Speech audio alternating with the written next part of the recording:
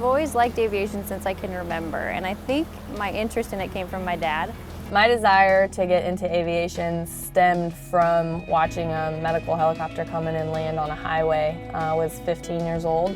I got started because I always wanted to fly helicopters. I think helicopters chose me instead of the other way around, just by seeing them. I took a ride in a helicopter and I loved it. I knew that's what I wanted to do. I mean, it was just so incredible to me. I grew up in the Netherlands. When I came out of high school, it was out of my reach. So I decided to study something else, and maybe one day.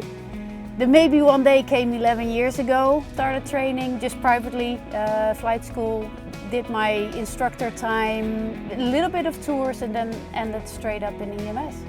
EMS has always been my goal when I got into aviation. It wasn't just flying, it wasn't all the things that I had done before I got to this point. This was always the destination for me, was to be an EMS helicopter pilot. Where I grew up, we grew up in a really small town, and we had an airport that wasn't too far from our house. And the only real traffic that we saw come in and out was the Forest Service airplanes and helicopters coming in to fight fires. I'd run outside every time I'd hear them, and I'd go out to look at them fly over.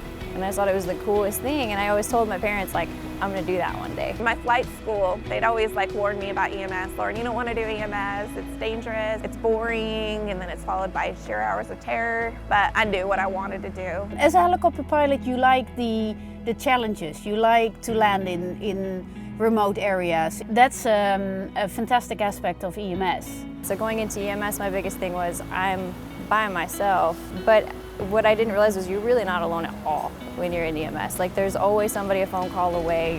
Usually your mechanic is around to ask questions about, and other pilots are super open to having you call them and ask them questions, especially if you're brand new to the job. You're really not alone, and don't be afraid to reach out, be confident in yourself. Don't be intimidated by people that tell you that things are impossible. When I started flying, it was impossible in my situation to be away from home a week on, week off, but things change over time. I would definitely say if it's your dream, follow it, regardless of it's being a pilot or being anything. I think that if you have a passion for something, that you definitely want to pursue it. If it's in aviation, then take all the steps you would to learn as much as you can from other people, reach out to other women, go to airports, network. Walk into flight schools, and I didn't see any women, and I didn't really know. It's just something that if you want to do it, you have to go for it, you have to believe in yourself.